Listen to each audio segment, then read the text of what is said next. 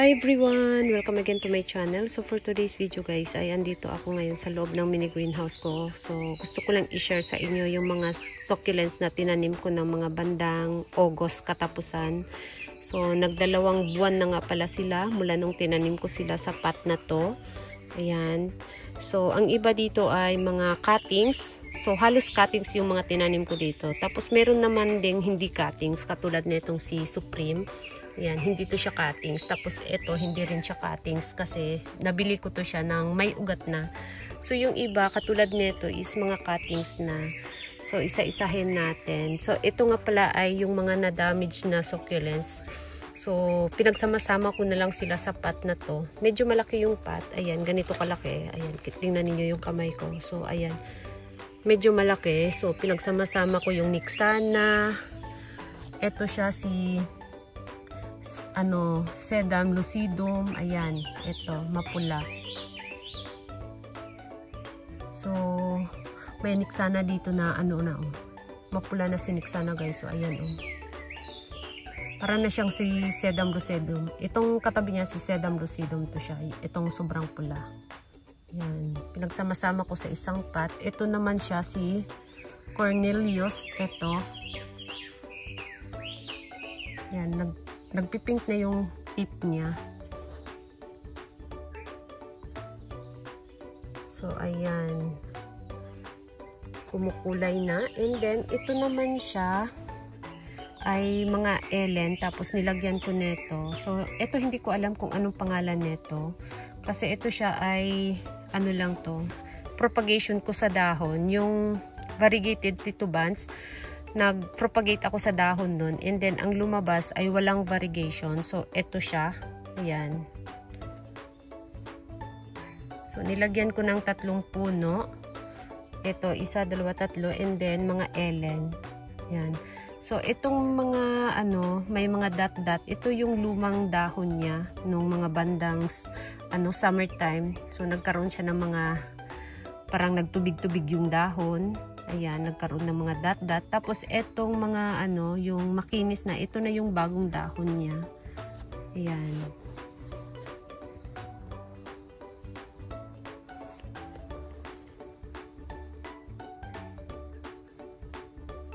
So ayan yung hitsura niya. And then mayroon ako ditong pink clover.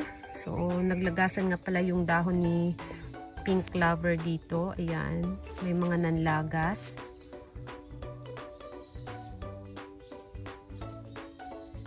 So pinagtabi ko kay baby finger. So ito si baby finger. Magkaiba yung nila guys. Si baby finger kapag medyo mahaba yung dahon niya, mataba na mahaba. Ito naman siya pabilog. Ayan, mas chubby-chubby yung dahon niya at medyo mas malaki siya ng konti kaysa dito kay baby finger. Ayan. So sa kulay naman, sa ngayon parang ito siya, parang may pagka-purple.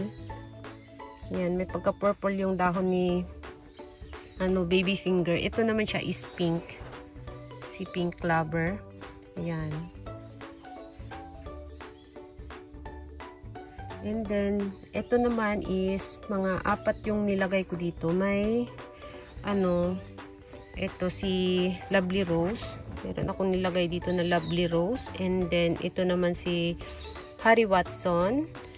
Tapos, Frolifica. Ayan, nagpipink na. Nag-umpisa nang mag-pink si Frolifica. Tapos, ito is, to siya? Si Koigokuro. Ayan, hindi siya si Blue Jelly Beans. Mas malaki yung dahon niya i-compare kay Blue Jelly Beans. Ayan, si Koigokuro. Tapos, ito naman siya galing dun sa mini greenhouse ko dati. Yung garden sa loob ng mini greenhouse ko. So, dito ko na siya nilipat. Mga raindrops.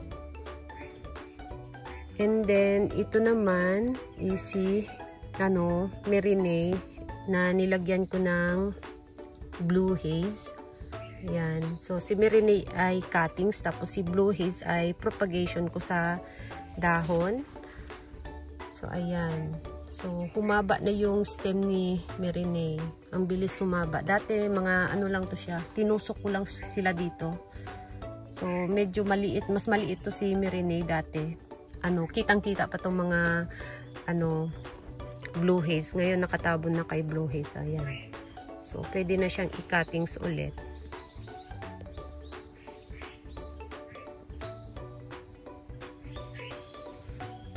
Tapos, ito naman, mga cuttings din to siya. Ito si Vera Higgins. Yan. Tapos, mga Ruby Tent. Yan, mga cuttings din to siya.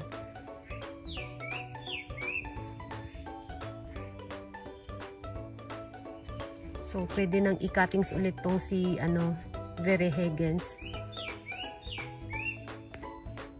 Mahaba na yung niya. Mahaba na yung stem niya. Tapos, ito naman is mga topsy-turvy. Ayan, si topsy-turvy. Diniligan ko nga pala kasi sobrang dry. Kaya diniligan ko. At naglagay ako dito ng ito. Inikot-ikot ko lang to kasi mahaba na rin yung niya. Yung stem niya. Kaya ayan inikot-ikot ko dito sa pot. Kasi nagtalunan na. Ito, ayan.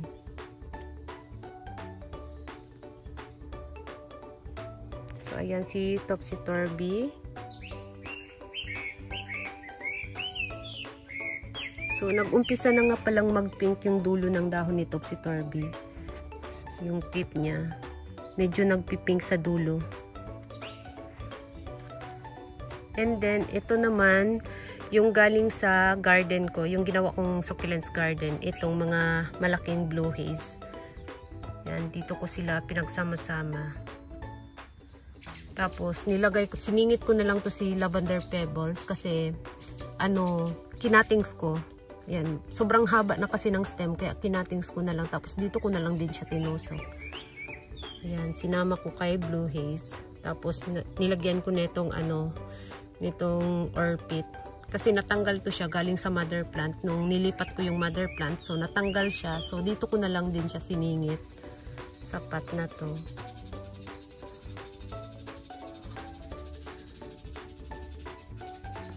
And then yung nabili kong variegated na Supreme, dito ko siya nilagay. Yan. Tapos yung mga tinusok ko rin na mga Mirinay, ang haba na.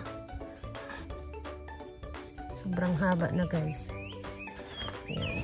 Kumapal na si Mirinay. Ang bilis kumapal. Mga cuttings to siya. No Mirinay.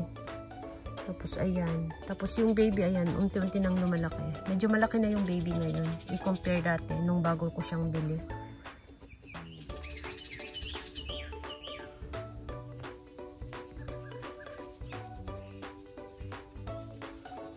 Tapos, ito naman yung Supreme na walang variegation sa dahon. Meron din siyang mga Mirinay dito. Ayan. May kasama din siyang mga Mirinay.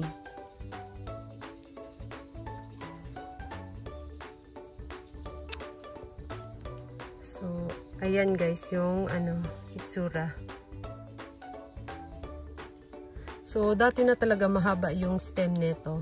Kasi ito siya is galing doon sa planter pipe ko. So, nagkaroon kasi siya ng stem rot. So, kinuha ko na lang siya dito. And then, ayan, tinanim ko na lang siya dito. Tinanggal ko lang yung stem rot. So, mahaba na talaga yung stem niya dati pa nung tinanim ko siya dito sa pot na to.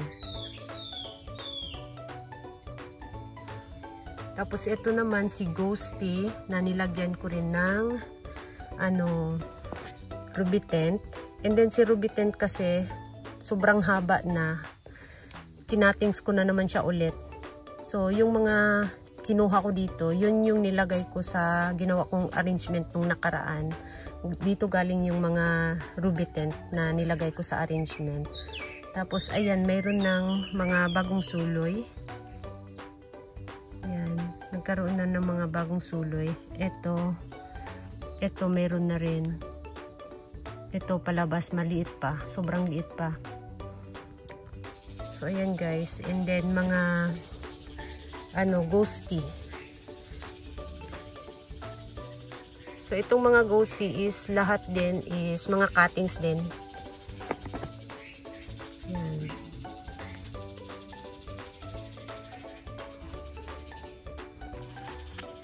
Tapos ito, meron ako ditong bagong tanim na ano, PBN. Galing to siya sa ano, yung ginawa kong succulents garden. So dito ko siya nilipat.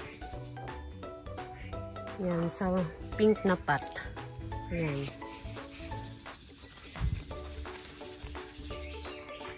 Tapos meron din ako dito. Ito kadidilig ko lang kasi sobrang dry din ng lupa. So katatanim ko lang nito last week. Yan, mga tinusok ko na ano, galing din siya sa pot. Pero hindi ko na siya kinatings. Pinagsama-sama ko lang kasi marami akong burostil na nakatanim sa pahabang pot. Meron din sa pabilog. So pinagsama-sama ko na lang sila dito sa pot na to. Yan, para kumonti yung ano ko dito sa loob ng mini greenhouse. At magkaroon pa ako ng medyo malaking space.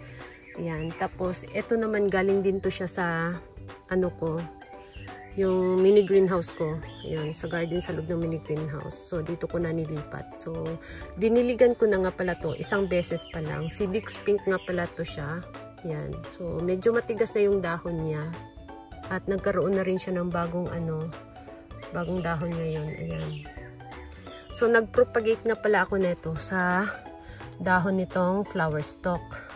So, ang pinropagate ko sa dahon ng flower stalk ay hindi talaga siya nagkaroon ng ano, baby. Hindi siya nagkaroon ng suloy.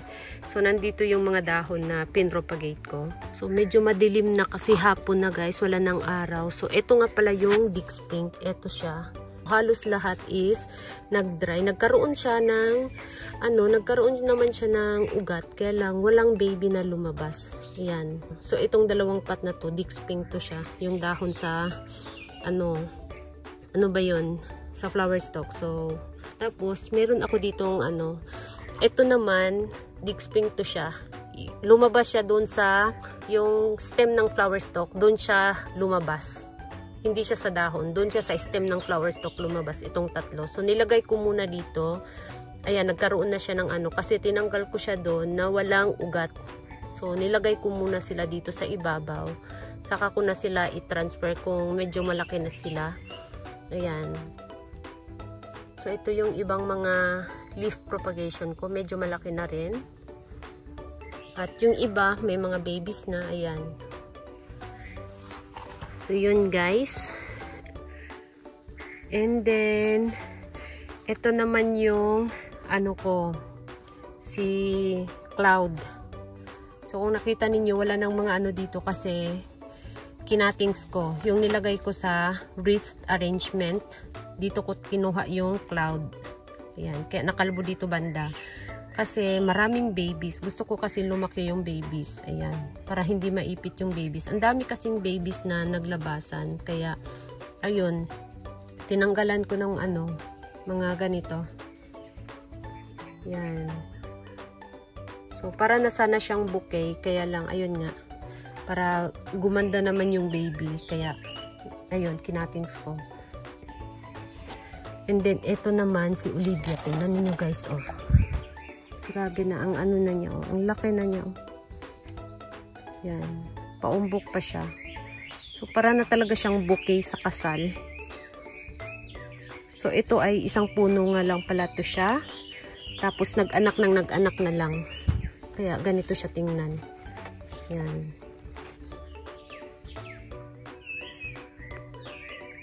So, ganyan na siya karami guys. Binili ko lang to dati sa Daiso. Tapos, ayan. Sobrang dami na.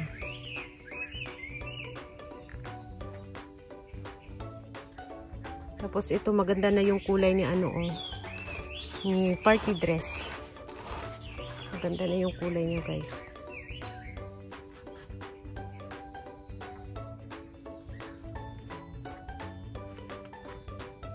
So, yung mga madiba ko, malaki na rin sila. Hindi nakita yung pot. Lumampas na yung dahon nila sa pot.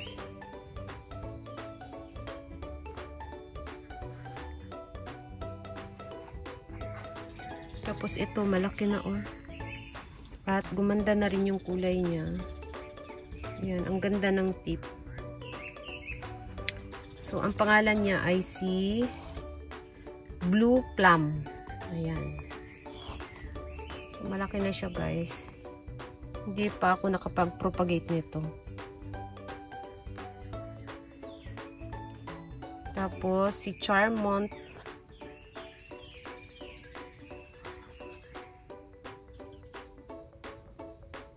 So, ito naman siya. Medyo nasira yung dahon niya. Si Charlotte.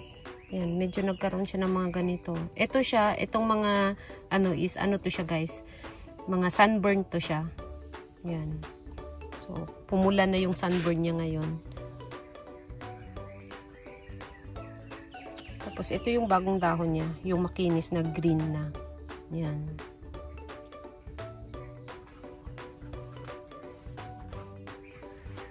Tapos, ito naman siya si Sedum clavatum. Yan, dito ko sila pinagsama-sama sa pahabang pat na to. So, siya guys, matamis yung amoy. So, ngayon unti-unti na siyang naka-recover kasi nakalbo talaga to siya nung summertime sa sobrang init sa loob ng mini greenhouse ko. So, nakalbo siya. So, medyo sensitive siya sa sobrang init. Ayan, kalbo na siya ngayon. Pero, unti-unti naman siyang lumalaki yung niya ngayon, rosette niya. So, plano ko to siyang i-cuttings kapag medyo maganda na yung hitsura. So, ngayon kasi is bago pa siyang tanim. So, hindi ko muna siya i-cuttings. Antayin ko muna siyang maging totally na, stable. Saka ko na siya i-cuttings. So, ito naman siya si Lottie. Ayan. So, mas mabilis yung pagka, ni Lottie ngayon. Mabilis yung recovery niya. Kasi nakalbo din to siya. Katulad ni Sedum clavatum. So, medyo mas mabilis yung recovery niya ngayon. At malaki na ulit yung mga dahon niya. So, ito is siguro pwede na siyang i-cuttings. Ayan. So, kapag kinating siya, magkakaroon na naman siya ng mga bagong suloy sa stem. Ayan, dito maraming mga maraming mga babies.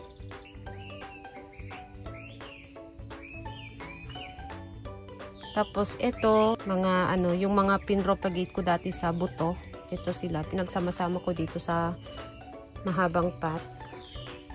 Tapos nilagyan ko ng dendrobium sa gitna. Ayan.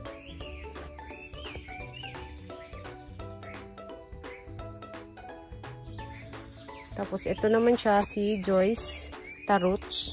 Ayan, yung pangalan, si Joyce Taruch. So, galing to siya sa ginawa kong garden. So, dumami na siya. Maganda yung kulay nito kapag na-stress, pulang-pula.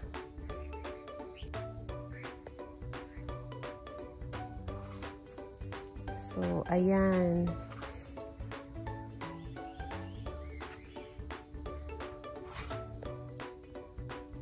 So, yan lang guys ang video natin for today. Thank you so much for watching and please don't forget to subscribe and like to my channel. Sa hindi pa nakapag-subscribe, please subscribe my channel at i-click nyo na rin ang bell button para ma-update kayo pag nag-upload ako ng bagong video. Thank you so much for watching and see you on my next video. Bye-bye!